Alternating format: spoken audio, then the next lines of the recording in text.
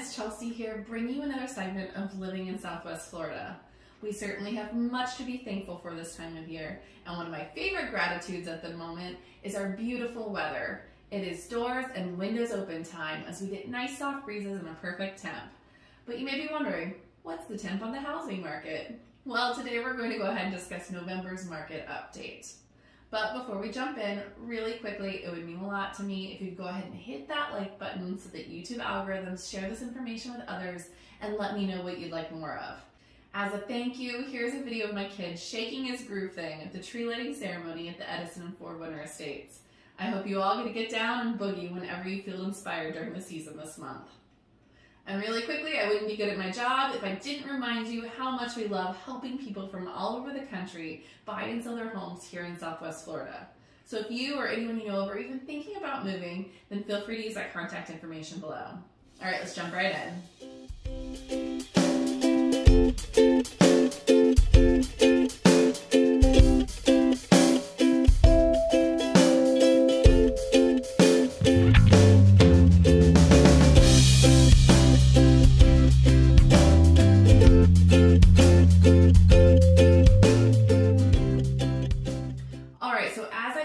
The first thing we're going to look at are what the numbers are, then what they mean, and then what we're going to continue to watch for in the future. And like all good stories, we should start at the beginning with how many homes were listed last month. Because in order to have home sales, we have to have homes to sell. So in November of 2021, we saw 3,119 new listings. This was actually about 15% less homes than we had in October, and it was down from years past. For context, we were almost 17% below last year's listings and more than 22% from before that. Now let's discuss what everyone's really wondering. If I move, how much can I expect to pay? Well, here in Southwest Florida, we saw a slight decrease in the number of homes sold, with a total of 2,789 homes closed and a median price that went slightly up to $380,000. Like I do in all of these videos, I want to point out that I'm using median prices instead of average prices.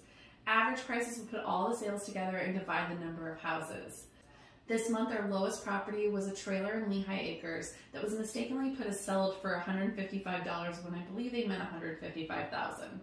On the other end of the spectrum was the most amazing Naples beachfront home in the elusive Port Royal community, and it sold for just over $27 million. I can only dream of days spent by that pool of beachfront. Obviously, neither of these homes are middle of the road, and so they can skew those numbers when averaging prices together. Instead, I used median price, which will draw the line and find the middle point as it puts one above, one below, one above, one below, until we find exactly where that middle of the market would be. I also want to pause for a moment here for my monthly reminder to homeowners who finance their homes that if they haven't done so already, it'd be really prudent to check on refinancing. Because by this point, with as much has increased, you're probably likely going to find that your PMI can be dropped off your loan.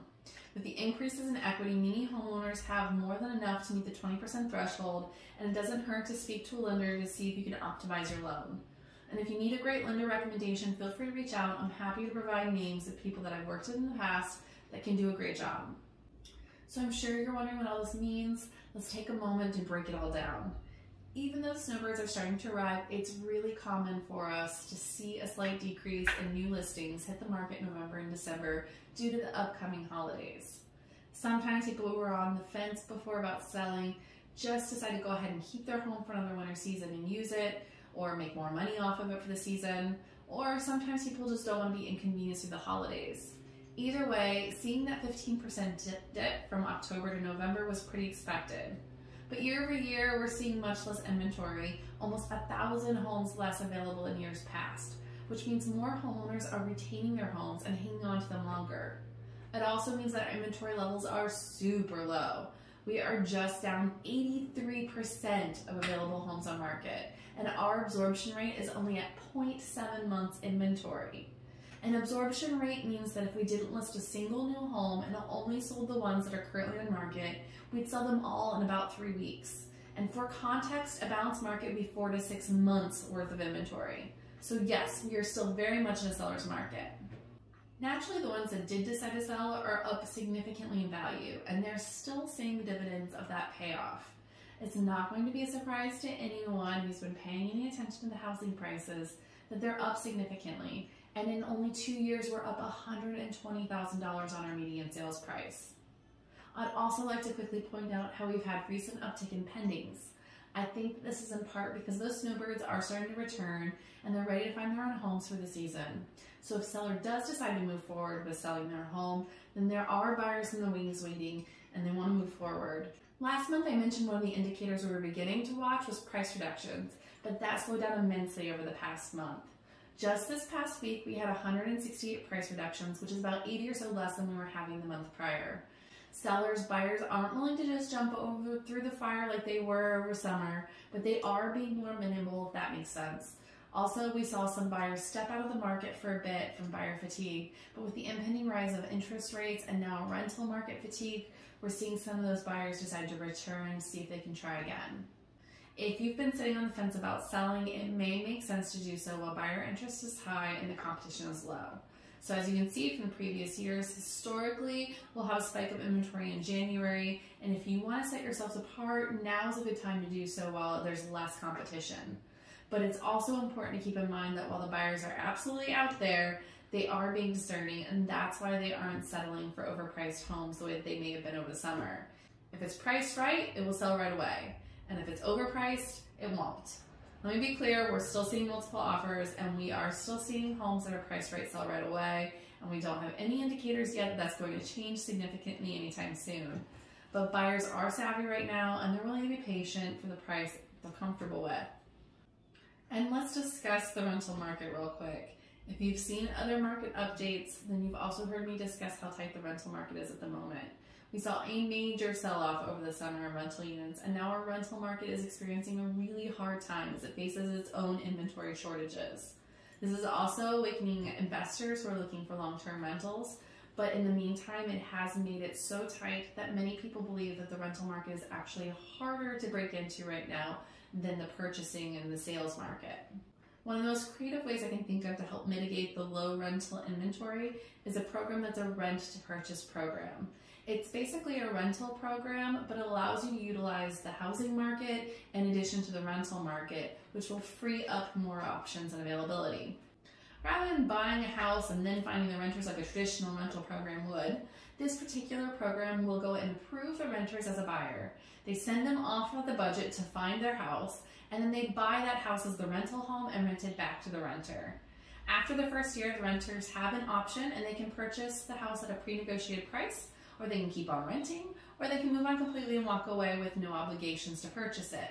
Because there's no obligations to purchase, I think this more of as a rental program with an option to purchase, since it was the house of the renter's choosing, more so than a rent-to-own program. But it's kind of smart if you're thinking about it, having your end user in place before buying your investment. And it's a great solution for people who are struggling to find homes in the rental market without all the strings of a home purchase.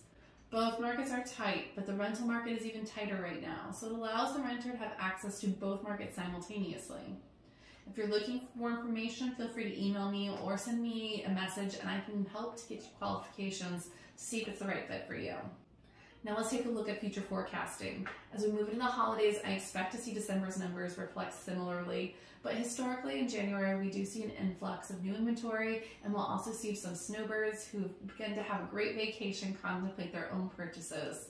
Many of the factors that are pushing our low inventory now, like low supply of new construction and a seller's desire to sell, they're going to continue into 2022, and so I expect those waiting for the shoe to drop will be a little bit disappointed.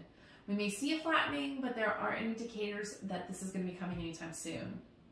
If you have any questions about the data, or if you'd like to drill down on compare specific neighborhoods, like say Cape Coral versus Fort Myers, or waterfront homes, or pool homes, or whatever specific circumstances you may have, then feel free to reach out to me with the contact information in the description. Myself and a network of agents I have throughout the United States are here and ready to help you with your move. And feel free to use Cape Coral, FortMyersRealEstate.com for all the latest listings to hit the market and begin getting comfortable with what our marketplace looks like. There's no obligations. If you're ready to get that ball rolling on your move to Southwest Florida, then there is a link in the description below. Set up your personalized home search. That'll be tailored to you. Oftentimes when we search on web aggregates, it limits our capabilities. But when I build this search, you're going to be able to have many more options available, and we begin to have a conversation about what your home in Florida will look like. Also, don't forget to add me on social media and follow along as we post weekly articles and information that you may find handy and give you insight as to what life in Florida looks like.